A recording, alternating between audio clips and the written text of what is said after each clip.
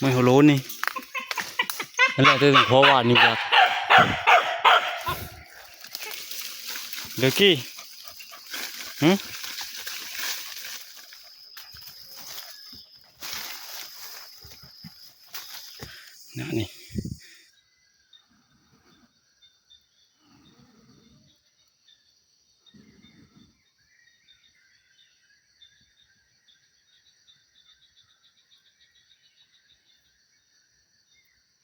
ก่อนอื่นก็กราบทักทายสวัสดีที่สบายดีตอนเช้านะ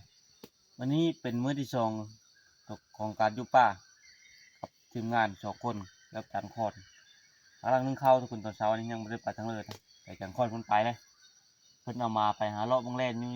อยู่ฝั่งโฮยพานี้แต่คอยนึงเข้าท่าเข้ากับไม่แต่ข้าวเย็นนะไม่ได้มาก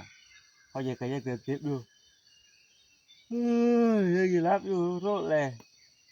เมื่อคืนนี้อากาศหนาวขนาดนั้นป้าต้องย่ำหนาวนี่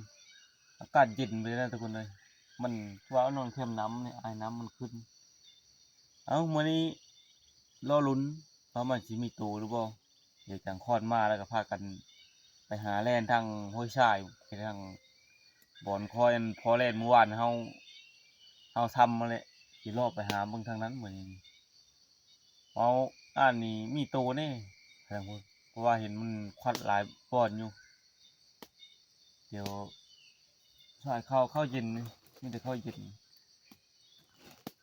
อุ่นหลายมันเปื่อยมันเหนียว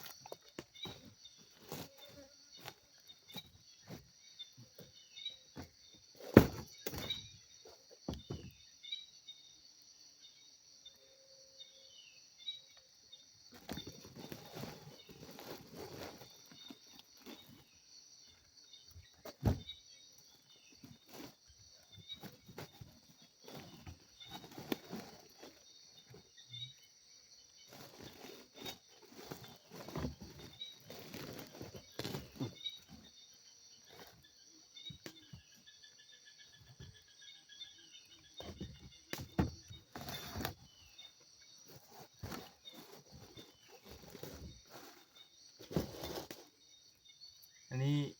อุ่นแกงเฮ็ดเมื่อคืนกับกระเหาะนั่นน้ำลายหมดแล้วนี่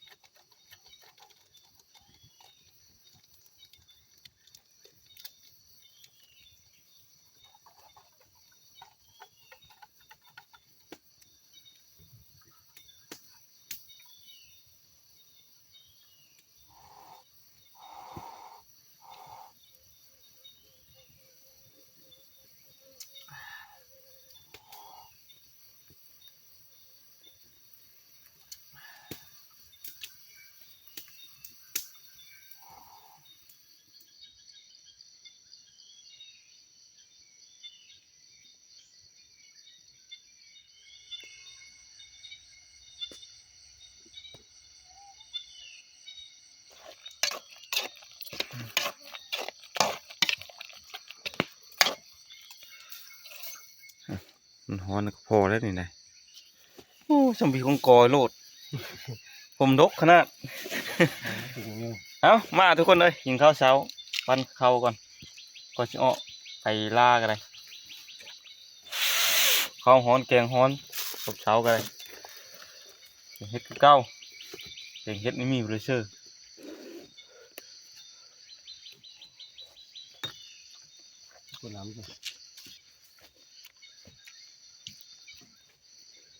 พ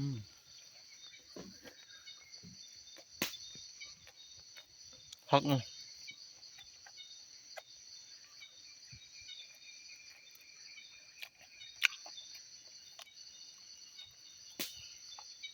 อ๋อนี่ยังขะเห็ดนะมันจะแก่เลยนะหานี่ผ้าอย่าเพิ่งเอาพอหดอยู่แล้ว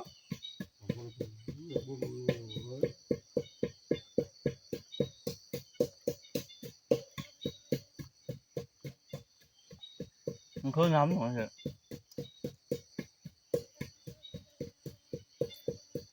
มันเคยน้ำมันกล้ามันเย็น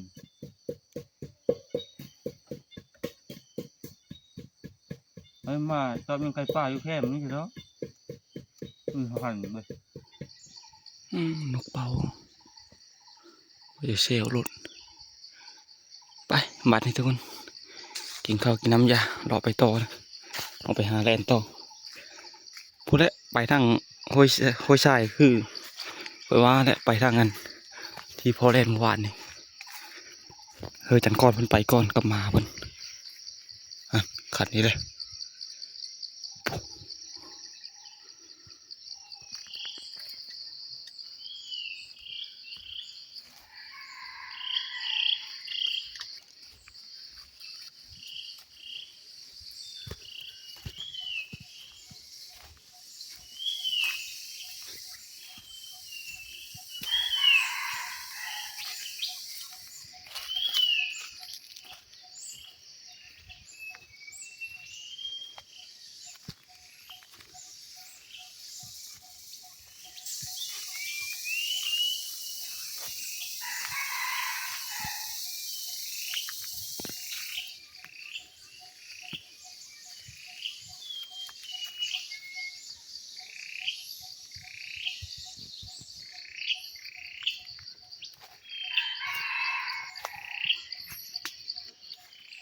ก็แกมันมาเข้ามาไก่ป่า3-4ตัวไก่แม่น3ประมาณแกพูดตัวนึงก็แกมันก็เลยมาเข้าบินไปจ้อยโอ้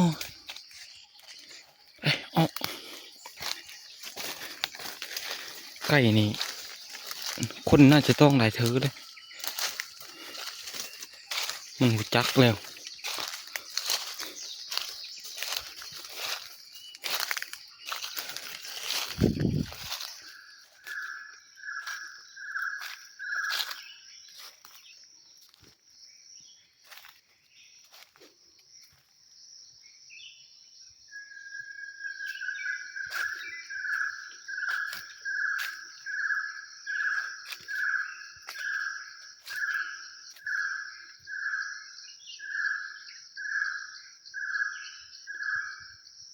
นกข้อหง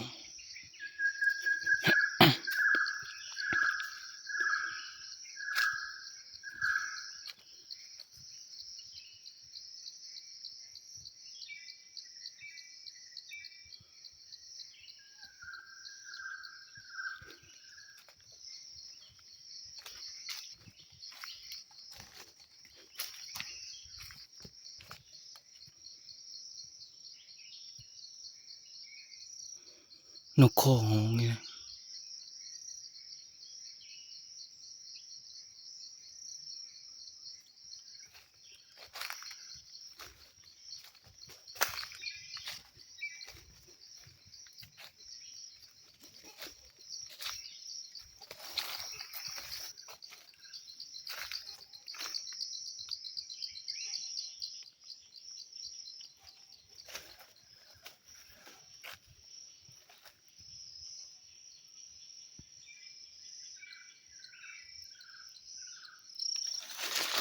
มันนกข้อนี่มาเลยเนี่ยนกข้อเลยก็ห้องนกข้อว่าเห็นมันห้องอยู่ใต้ดินก็ห้องใต้มากตกกี่ตกแล้ว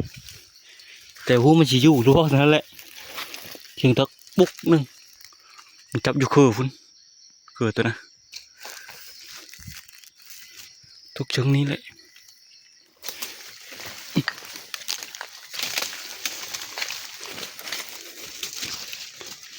โอ้อยู่ได้ตัวใหญ่เลย แต่จึงคืนถือว่าโอเคอยู่ได้นี่รอบเสาถือลูกหนึ่ง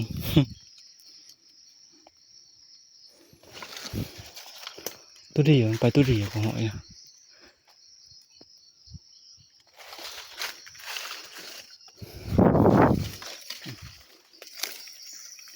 หอยหมูใหญ่อย่างเนี้ยเอามาเมื่อวานนี่บ่เห็นมาวานนี่นะ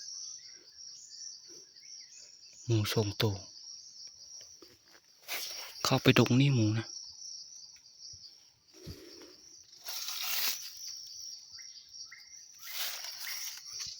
เขาดงนี่ถึงว่ามันไปตอนเช้ามันไปตอนแรกนี่คนเลยตอนดึกบอกออกมาแต่ดงนี่ดงที่เขาเห็นหอยหมูเมื่อวานนี่นะที่เห็นหอยไก่เนี่ยเอาไปจับยิงไก่เนี่ยนี่เทิบนี่หมูนี่ได้3 โซ่เลยนี่นะไม่ไหม้อยู่เลยออกมาแต่ดงนี่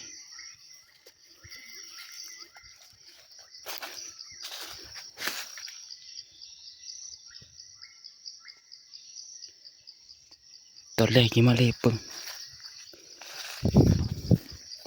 อาจารย์คนเป็นไปกอดเลย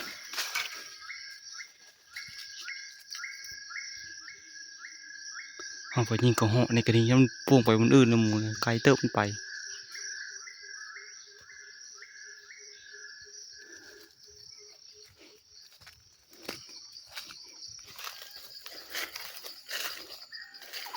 มานี่เฉพาะเลนขวาดวาดนี่นะมันต้องอยู่บริเวณแถวนี้บางทีตัวเลขมันลงตีตอนเช้ามันพอดหางพอดว่ามันนะนี่แถวนี้มันขวัดกันเล่นในขวัดนี่มันอื่นนี่ขวัดกินแมงไม้นี่นี่แกไก่กระตามาลายเยอะ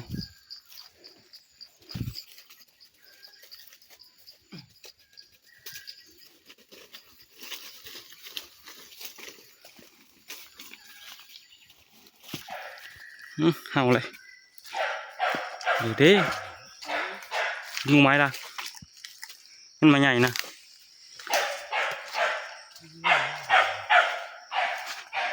เห่าเลยทุกคนเลย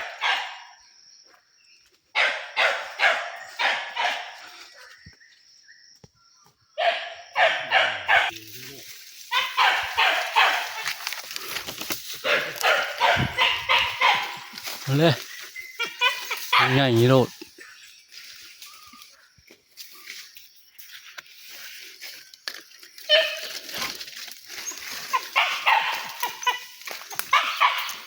ไม่หัวโล้นนี่นั่นแหละที่เพราะว่านี่แบบ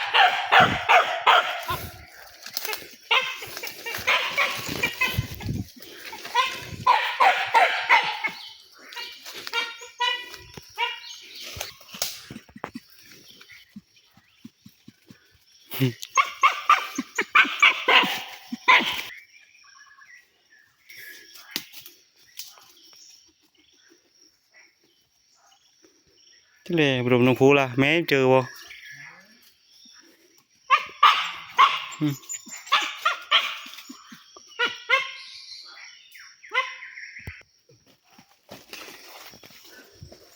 แม่บอกโดนเล่นบ่พี่กี้แม่นบ่พี่กี้บักกี้วะเล่นก็เล่นห้ามบังโนเยี่ยมขึ้นงาดอยนะเพื่อไปงาดอยเล่นนะขึ้นก็ไม่ชูงครับทุกคนเอ้ยปุ๊บเด็กตัวเล่นยังไม่เห็นเลยนะหาเรียวงงเล่นเจอผู้เจ้าของคนนั้นเจอแม่เลยเอาแบบนี้นะอาจจะตัวใหญ่เติบถึงคือเขาเหนียวอยู่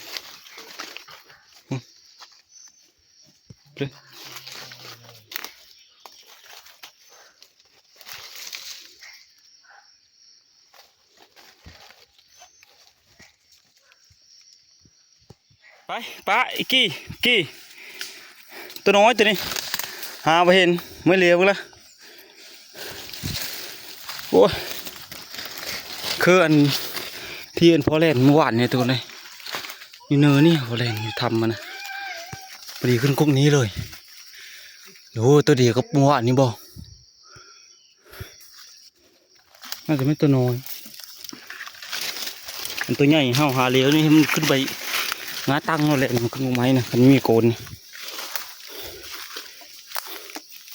เอาละห้าวอีกแล้วทุกคนเลย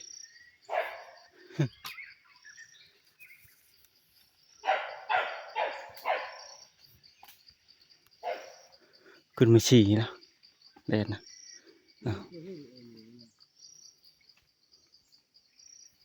แดดมีให้แดดน้อยขึ้นทุกโกนนี่ถึงหมดนะเนาะโกนแล้วมิดแดดง่ายถ้าลงมาจัก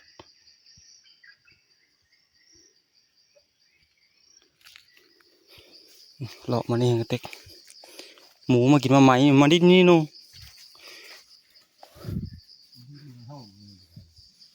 แต่ก็เจอกระจายห้ากระไปนี่หมูนี่นะห้อยแลนแต่พุทธพื้เราโหยขึ้นบ่หมูนะเราโหยขึ้นได้วะเนี่ยเราโหยขึ้นหมูนะหมูไม่ต้องอ่อนลูกมันประมาณเชาะปลายแม่มันประมาณมีได้หอด3 เชาะหรือแม่มันสิประมาณ2 เชาะไป2 เชาะปลายแม่มันกุก3ลูกประมาณ2-3 ตัวมาครับพี่มานี่ใส่ขึ้นตกนี่บังขึ้นตกนี่หมูนี่เอาตกนี้เลยนี่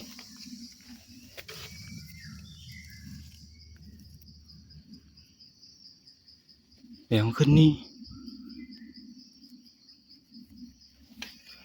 มันได้จริงมาห้าววันนี้จักเดี๋ยวเต้วันนี้เด้เด็กกี้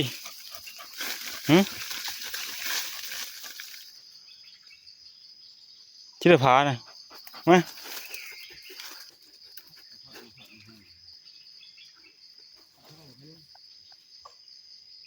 ต้องมีตัวแล้ว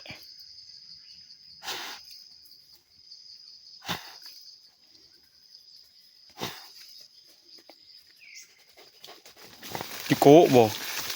จิโก้กระไรอยู่บ่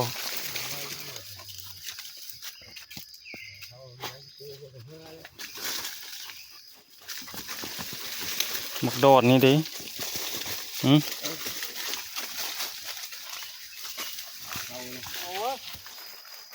เห็นกระโปรงมาเฮานี่นะ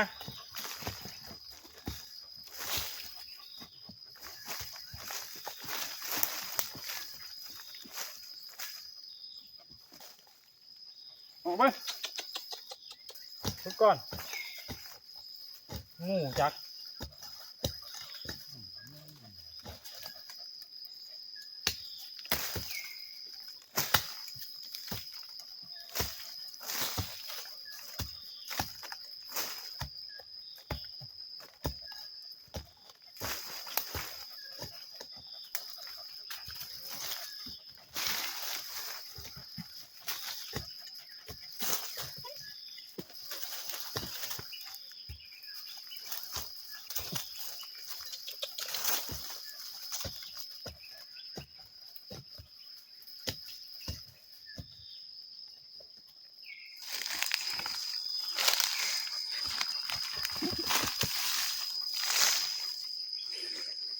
อย่าละไม่เจอบ่ทูเลยอย่าควัดละทูไงนึง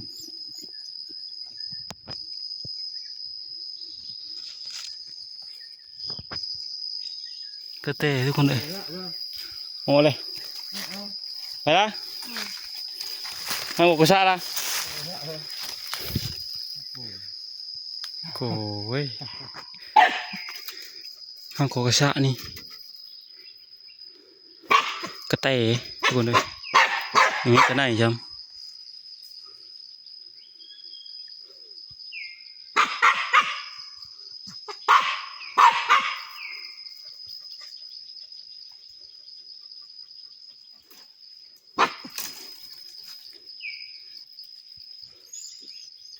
ก็ถึงวุ้ยจัก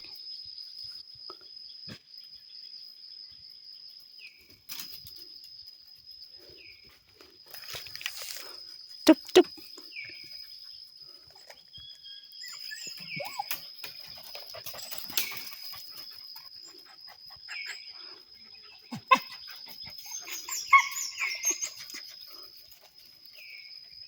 เรียบร้อยคนกระเตะ ได้ชิโร่อะไรมาโอ้มดทึกเลยเอ้ย มาแล้วกี่เอ้ย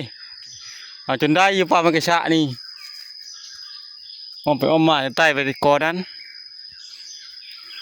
มันตื่มอยู่แล้วดิก็ได้ปิ้งกิน เอาเราไปหาตัวใหม่นะบัดนี้เลยพอเล่นเช่แบบนี้นะไป เมื่อยมาละมาตุ้ยมาพี่ชม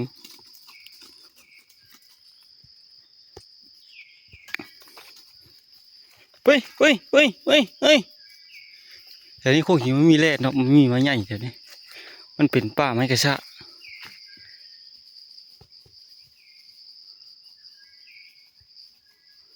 ไปบุกดอนไปหาช่อหาแลนหู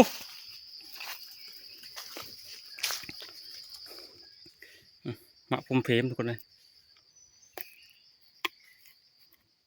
อื้อหือหวานจนตาฮิปเนื้อมันเป็นอันนี้แหละเนื้อในมันชม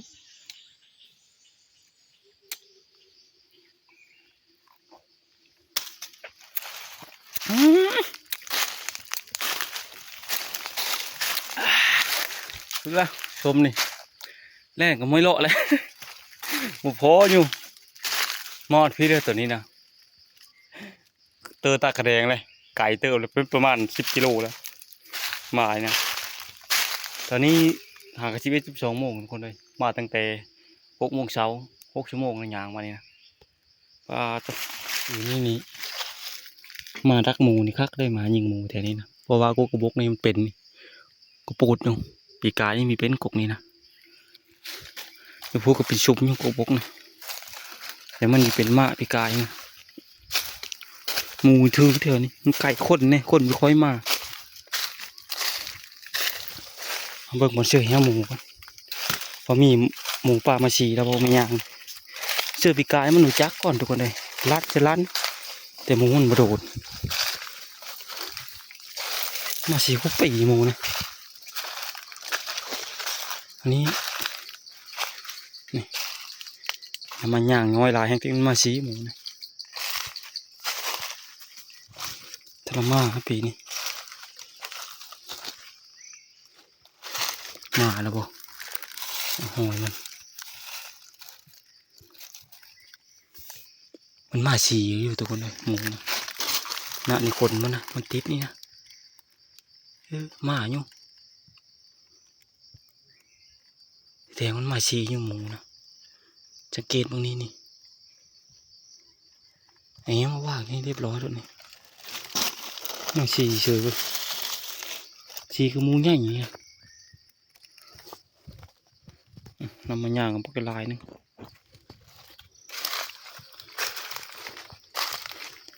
เอามาเชื่อตัวนี้ก็เป็นมาเชื่ออีกเพราะว่าช่วงฤดูกาลนี้คือเขาเว้าแหละเขาเจ้ามาหาอะไรเห็นฉันมาถือนะฉันเชื่อจะมีโอกาสนู่น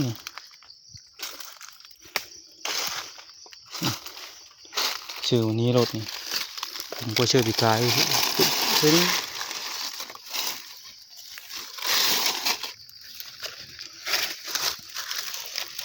งูเนี่ยนี่คุณคือจะมีละ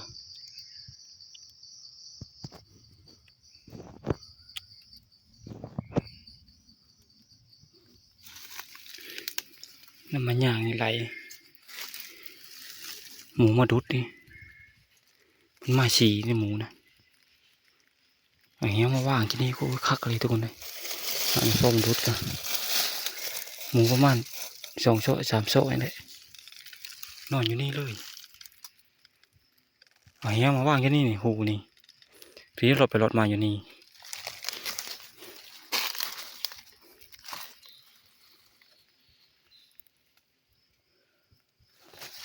ดูไม่ยางเลยรับอยู่ผู้30 เมตร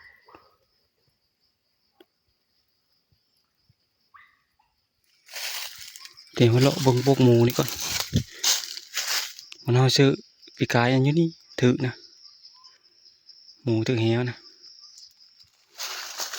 โบกมันอยู่ถึงนี่มันเบิ่งก่อนแม่ไปแล้วบ่ลงมาแม่เฉยได้ทุกคนเลยลงมาแม่ไปเฉย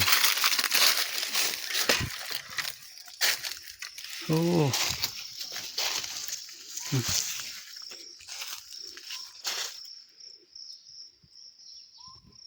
ลงมาแม่อยู่มั้งกันฝนตกหลายเท่ายังมาเชื่ออันมีโตแล้วมาเชื่อกันหมูประมาณ2 โซ่หมูนะสังเกตบนหอยมัน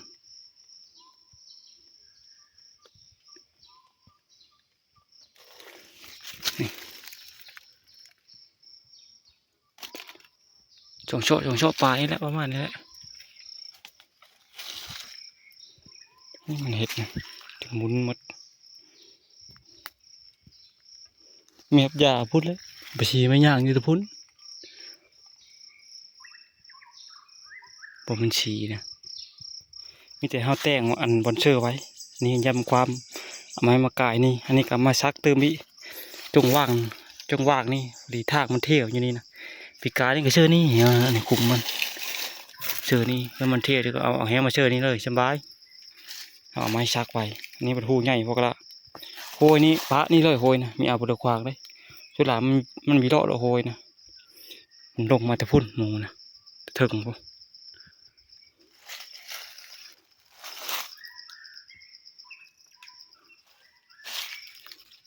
เมื่อไปแล้วทุกคนเลยบ่ไปเลยพี่ลึกแล้วไปแต่เช้าพวกมีแต่พอบ่มันควัดนะพอเล่นนั่น2 โตแต่เวียงกระโตมันขึ้นไม้เคยแคมบอนรู้พอนะแต่เขาตั้งแต่มาพี่นี่บ่พอบ่รอดแล้วไปชาวนี้เฉยกันประมาณนี้ผู้อื่นคงสิได้กลับเลย แล้วมันถ้าลงคักเพลอหรือมาอีพานจักใดก็บ่ฮู้แหละทางพระเจ้าพบกับพระเจ้าอยู่ทางเขากับบีพร้อมเขามาแต่กระต้องพวกเขานะให้กระเต็กเขายางมาบีพร้อมนั่นจักโตเขาอย่ามันถ้าลงหลายพวกเราแดดดีประมาณที่2 ทิศกันแดดนี้ตั้งแต่นี้ไปประมาณที่2 ทิศน่ะลงหลายแล้วแลนนะมันบวยตองมันห้าวนะมันหาลงกินน้ำกินไปเลยแล้วนี่อากาศมันเย็นอยู่มันก็เลยมีลงไปเลยแลนหมูเอเทิร์นอยู่นี่จนแปดมาเลยนะคุณมาฉี่ไหมนี่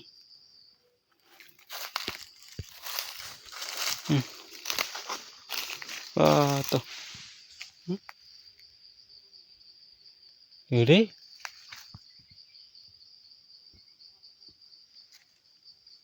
ไม่ตกบ่มาเห็ดโบกอยู่นี่นี่น่าจะเป็นหมูไม่ละอ่อนตัวมันมาอยู่นี่แต่หึงแล้วหมูนะเดี๋ยวมารอบหน้าจัดการคนโบกมันนะ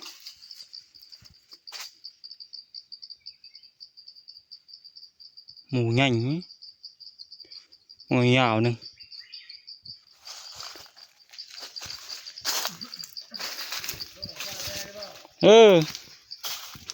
จนเป็นทางมันเทียกับป้าตัว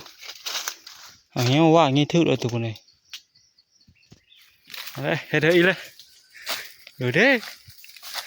ไม่เผื่อจากผมเพจนี่ขึ้นกะว่าหมูชีกันรถเดี๋ยวพี่กะเชื่อ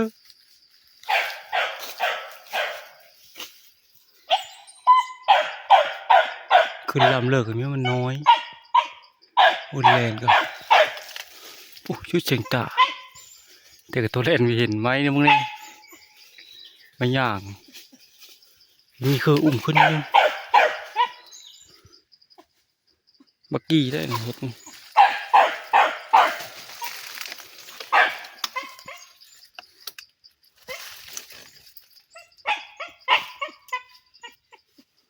นี่เล่น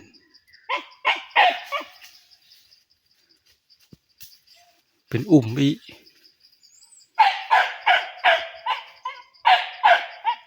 ตัวนี้ก็ได้ย่อมป้าอีแล้วนี่ขึ้นสูงกระโดดเลยค่อยหาก็บ่เห็นแต่เห็นกับตัวแล่นไข่นะพ่ตัวแล่นก็หาบ่เห็นจักว่าอยู่งาหรืองายารถกับแต่เป็นตัวตายเหลวบางทีจะได้รอหาตัวใหม่ป้าไปหาตัวใหม่นะมันเห็นไปนะฮะโอ้พูดเลยด่านพูดเลยโอ้รอบไปด่านพูดเลยกินน้ำห่อฮะกินน้ำกินได้นะกินข้าวกินน้ำนะข้าวก็เยอะละฮะกินข้าวก็โอ้ยเรื่องของกินนะ หลับเขาไปมาตะบอนเลย ไปแต่เช้าจนจะเป็นบ่ายเลยบ่ายชองแล้วมั้งนี่ จะนอนเลยนี่ จะมีคนแห่งยาง ไปก็ไปพอดเนาะว่ายมาก็ยาก เบิ้งคือเจอฮอดไป10 กิโลกว่าจากตอนนี้หาที่พักนี่ก็ฮอดไป10 กิโล เมื่อนี้เมื่อเลยมาหากินชี้นี่มัน เมื่อว่ามาหาเล่นไม่ได้ละจำเจี๊ยบนี่ล่ะ ชอได้ ขี้ที่ได้ที่จะทานนี่ เฮ็ดไหม โมเฮ็ดนะเมื่อกินนะเอ้าจะได้จะทานจะพาจะเขากินข้าวเทงลูกหลานจำเจี๊ยบผมอยู่ไปกินคือมาเนี่ยผมเลาะมือได้เป็นมือปลาได้ ครับเลย พักติจำแม่ไปจักไปเมื่อยังจำเจี๊ยบตัวคนแห้งมีแห้งตื้มมันเหาะก็มีกระแตก็มีเห็นเขาเนี่ย เฮ็ดทัน เงินจะเต็มติ้วละไม่กินข้าวอยู่ตากแรงเลย มีเติมเก่า เอากินข้าวยาทุกคนลุยต่อได้บ่นี้ได้โอ้แดดดิออกแรงคักเลยแดดน้ำนี้นะแดดน่าจะลงระบาดนี่ไปแต่เช้าจนนี่จะค่ำนี่ค่ะ14 โมงปลายเลยปีเขา15 โมงเลยไปเป็นไปพิลึก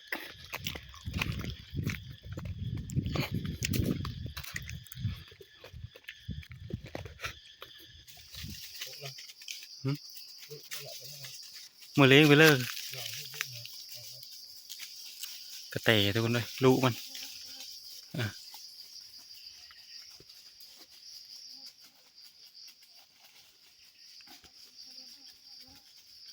มาไล่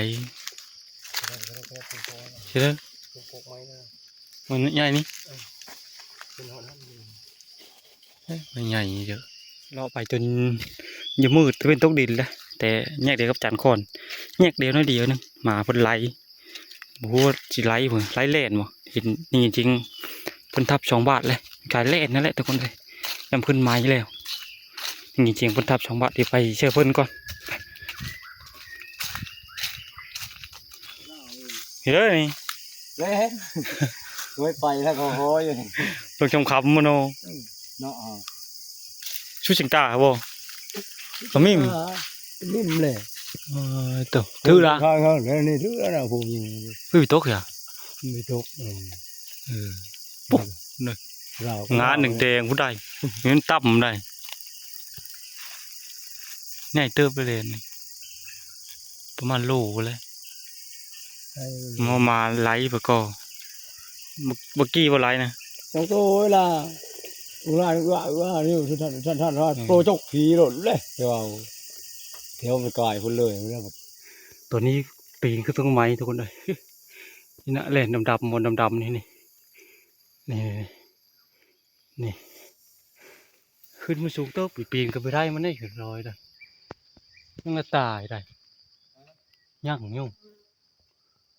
ยังจะตายจังคนเป็นทับถึง2 บาทคุณเนาะเล่นประมาณใช้โลนะทับประมาณ5-6 บาทเพื่อชิตกกับมีมันง่ายป้าตกเลยตัวใหญ่ตัวน้อยเร็วไปเบิ่งกีฬาคนละ ขึ้นไปนี่บ่ขึ้นสูงเติบเลยได้ไป30 เมตรเลยขึ้นไหม ดีแต่มืดอันขึ้นง่ายเนี่ยขึ้นตามเครือกับกุ้งไม้น้อยเนี่ยทุกคนเลยกันกุ้งไม้ใหญ่เดียวเนี่ยได้ปลาอีเลนเนี่ยโอ้นี่มันกูตัวใหญ่หนึ่ง มีฮอตโลแล้วเนาะประมาณ8-9 กรัมไปเลาะมาบอดเนี่ยขำมือละ ที่พักวันนี้นี่ก็จักระบาด เลาะมือเลยน้อยตัวหนึ่งโหดเลย มันได้อยู่แคมบอดทุกคนเลย โหดละมาฮอดที่พักแล้วทุกคนเลยต่อเข้าก็ลืมมาบัดนี่เช็คป้องต้องเลย อดบ่ได้แล้วอย่างนี้เชียวอันน้ำฮอตโลคือว่าแหละหลายจังเลยเขานะโอ้ยบ่อิ่มใช่ไหมนี่บ่อิ่ม ไม่เอ็ม ตาเนี่ยก็ท้องเลยเลือกเขาอย่างนี้ละแต่อาหารดีนะมึงนะฮอดบอนฮอดที่พักแล้วก็หากินข้าวกินน้ำทุกคนเลยก็เหาะอะไรก็เหาะกับกระไนนะกับกระแตจังดอกโคกินเล่นกับอาจารย์คอยเป็นโคอยู่เห็นแห้งไว้มือพากับโคเท่านั้นแหละโอ้เขาเป็นปลาชนิดคู่มือนี่เป็นร้อยเลยไปมืดมือจะว่ามืดมือเลยคำปุ๊บไปแต่เช้า นี่ก็หากัน9 โมงเริ่มดึกแล้วว่าจะออกไปหาก้านเห็ดตอนดึกๆอยู่เทิงดานนี่กินขี้มันลายขี้กินมะไม้ทุกคนออกมาขี้ตามขี้หินนั่นเอาเดี๋ยวจังใดก็หาพวกพอดนอนก่อนบ่นี่เก็บเพื่อกึมแห้งขันหูมือตอนดึกเพื่อได้ออกไปการเดี๋ยวจังใดก็คลิปวิดีโอนี้ก็บ่มีเวลาจะได้ขอจบตรงนี้เลยมุกกับเจอสิผมติดตามนะครับชมพบพอได้ไหมทุกคนเลยในคลิปหน้า